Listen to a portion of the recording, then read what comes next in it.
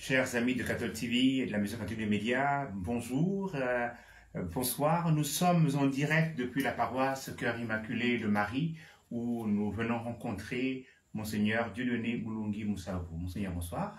Bonsoir, monsieur l'abbé. En ce temps de transition, il a été porté à la connaissance de tous les Gabonais que la formation du Sénat, qui est déjà avec la nomination de Madame Paulette Missambo comme présidente du Sénat et bien d'autres membres du bureau du Sénat, vous avez rejoint le Sénat. Qu'en est-il, monsieur l'abbé? Merci. Comme vient de le dire, notre pays traverse une phase de transition et généralement la phase de transition entraîne ou nécessite, appelle la participation de tous les citoyens.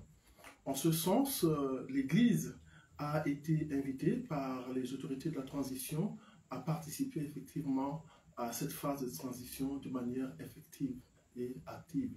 Bon, il ne faut pas oublier aussi que le préambule de l'accord cadre entre la République gabonaise et le Saint-Siège dit que l'Église et l'État contribuent, travaillent pour le bien commun, pour le bien de tous les citoyens, de toute la société gabonaise. Donc en ce sens, partant de cela, si vous voulez, la phase de la transition ne peut pas donner à l'Église d'être à l'écart. C'est dans ce sens que les autorités de la transition ont demandé à l'Église de participer activement à cette phase de transition en déléguant un prêtre au Sénat. Les évêques viennent de vous choisir et de vous envoyer au Sénat. Alors, quel sentiment vous anime? Je voudrais d'abord dire ici que tout cela s'inscrit dans l'appel de Dieu. C'est Dieu qui nous appelle et c'est Dieu qui nous envoie. Dieu a un projet pour chacun de nous, Dieu a un projet pour son peuple. Et lorsqu'il appelle un homme et avec ses limites, c'est pour participer justement à la réalisation de ce projet pour son peuple, mais aussi en participant au projet, en réalisant le projet de Dieu pour son peuple, l'homme finit par réaliser aussi le projet de Dieu pour l'homme lui-même. Donc, c'est dire que nous nous inscrivons simplement dans la dynamique de l'écriture de l'histoire de l'homme. Je ne peux que développer un sentiment d'humilité, tout simplement parce que je ne suis qu'un pauvre homme. Je demande à Dieu simplement la grâce, le courage, la clairvoyance nécessaire pour pouvoir répondre à ce défi. Ce matin, du côté de l'amphi à Rambaud, le père Paul Mba Bessolo a été honoré. Vous étiez présent. Comment est-ce que vous avez vécu cette consécration, cette reconnaissance de l'action politique de ce père? Justement, c'est avec beaucoup d'émotion parce que le père Paul Mba Bessolo fait partie de ces hommes, j'ai envie de dire, qui nous ont fait rêver quand nous étions jeunes. Lorsqu'on prononçait le nom du père Paul Mba Bessolo, nous voyions un géant. Et aujourd'hui, effectivement, la cérémonie a démontré justement la grandeur de cet homme. Cet homme qui, au départ, nous avions l'impression qu'il a travaillé pour la démocratie au Gabon, mais en réalité, il a travaillé pour la démocratie en Afrique. Et aujourd'hui, ce n'est que justice s'il a été reconnu par le Parlement africain de la société civile. Parmi les noms prononcés en hommage par le père Mba Bessolo, il y avait le nom d'un de vos prédécesseurs, un ancêtre, l'abbé Noël Ngoua, et qui dans ce cadre, qu'il a lui-même dressé et dans lequel il a vécu et travaillé. Alors, voit la suite. Quand on sait, on dit souvent aussi que la paroisse Cœur Immaculé de Marie, dont vous avez la charge comme curé, la paroisse universitaire, avec toutes ces conférences, ces enseignements donnés dans votre paroisse. Alors comment est-ce que, au soir de ce 7 octobre, vous vivez tous ces souvenirs, tous ces visages en vous. Merci. La paroisse Cœur Immaculé, il faut le dire, est une paroisse qui porte une histoire. L'histoire de l'Église, l'histoire des hommes. Et parmi ces hommes, il y a l'abbé Noël Nguema de Vénérée Mémoire. Lorsque vous voyez l'histoire de l'abbé Noël Nguema, c'est l'histoire d'un combat. Le combat d'un homme. Un homme qui avait une certaine vision pour son pays. Un homme qui avait une certaine vision de l'homme. Et tout son combat, il l'a passé justement à défendre les droits de l'homme. Tout son combat, il a passé à conscientiser ses frères et ses sœurs pour dire nous devons construire un Gabon nouveau. Nous devons construire un Gabon meilleur. Un Gabon, j'ai envie de dire, qui fait rêver à tout le monde. Et aujourd'hui, lorsque les hommes comme le père Paul Mba Bessol ramènent effectivement devant tout le monde le nom de cet homme, c'est dire que c'est un combat qui a été reconnu. C'est un combat pour la dignité de l'homme. Et aujourd'hui, effectivement, nous sommes dans la période de la transition, mais cette période de la transition ici dit l'écriture d'un Gabon nouveau, une nouvelle page de notre pays. Et en lisant, choisi de dire la vérité, j'ai envie de dire que nous pouvons retrouver entre les lignes, effectivement, le projet d'une transition pour notre pays parce qu'il voulait effectivement un nouveau Gabon. Parmi les figures marquantes citées par le père Paul Mba Bessol aujourd'hui, il y a Monseigneur Aponda Walker, un homme de science.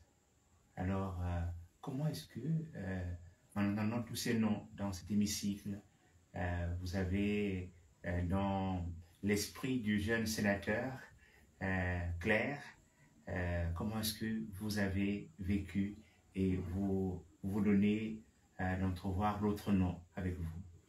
Bon, j'ai compris une chose, que ce soit l'abbé Aponda, que ce soit l'abbé Noël,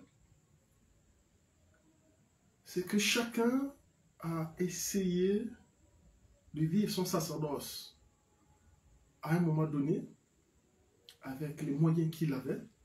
Chacun a essayé d'écrire cette page de l'histoire du salut à son époque. L'abbé Aponda, jeune prêtre, parmi les premiers prêtres gabonais, a essayé de relever ce défi qui consistait à écrire l'histoire de notre Église. Et j'ose vous dire ici, je crois qu'il a écrit une très belle page de notre histoire. Et l'abbé Noël aussi, à son niveau, en entrant dans la dynamique de l'histoire du salut, parce que l'histoire du salut s'écrit dans l'histoire des hommes. C'est dans notre quotidien que Dieu nous donne d'écrire l'histoire du salut. Et l'abbé Noël a mené le combat justement de l'évangile à son niveau. Et en citant justement ces deux hommes ou tous ces monuments qui ont été cités par le père Paul Mba Bessol, j'ai senti comme un appel personnel, ici et maintenant, comme qui me disait, il te revient aussi à toi, ici et maintenant, d'assumer justement cette histoire et de t'engager avec tes limites, mais toujours est-il que chacun à un moment donné doit assumer ses responsabilités devant l'histoire. L'abbé Noël disait que le prêtre est un homme intime de Dieu et solidaire de ses frères et de ses sœurs.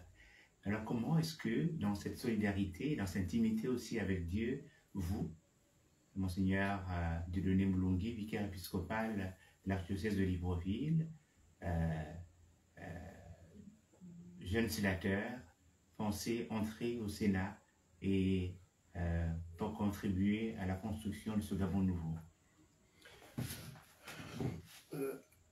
Le Sénat est le lieu de l'adoption des lois. C'est là que se dit, que s'exprime le pouvoir législatif d'un pays. Mais ces lois qui sont écrites sont d'abord des lois pour les hommes, pour le bien des hommes. Ça veut dire que c'est aussi là que nous disons notre solidarité vis-à-vis de nos frères et de nos sœurs qui vivent dans ce pays. Et l'Évangile, justement, nous invite à être solidaires de nos frères et de nos sœurs. C'est là, justement, que nous sommes appelés à témoigner du Christ par la rédaction des lois qui disent l'homme, des lois qui défendent l'homme, des lois qui disent le relèvement de l'homme, des lois pour le bien de l'homme. Et il n'y a pas meilleure solidarité que celle qui est orientée vers l'homme. Un mot pour terminer cette rencontre, Monseigneur, à l'endroit des fidèles qui non seulement vont célébrer le 27e dimanche du temps ordinaire, la liturgique A, mais aussi depuis le 30 septembre dernier, vivent un temps août dernier, autant pour moi, vivent un moment de joie, un moment d'euphorie, afin de continuer et entrer dans un engagement réel pour la transformation de Gabon nouveau. Merci. Je voudrais d'abord dire ma gratitude à l'endroit des pères évêques du Gabon, de la conférence épiscopale du Gabon, qui ont pris le risque de me faire confiance. Tout ce que je sais, c'est que je ne suis qu'un porte-parole d'une institution, d'une communauté qui s'appelle l'Église. À l'endroit de mes frères et de mes sœurs, en lien justement avec ce que nous vivons depuis le 30 août, je voudrais simplement rappeler l'histoire d'Israël. Israël était en Égypte avec Moïse. Israël a décidé de sortir de l'Égypte, d'affronter le désert. Or, le désert, c'est l'incertitude. Mais, au nom de sa foi en Dieu, Israël a choisi d'affronter le désert justement pour s'orienter vers la terre promise, c'est-à-dire cette nouvelle terre-là où tout le monde pourra vivre dans la joie, dans la paix. C'est dire que nous vivons notre exode ici et maintenant. Et cet exode-là, ce sont tous les Gabonais qui doivent effectivement se mettre debout, se tenir la main dans la main et choisir justement de marcher ensemble vers ce pays que tous nous idéalisons. Merci Monseigneur et bon ministère. Merci beaucoup, monsieur. Et à vous aussi, bon ministère dans la communication. Merci Monseigneur.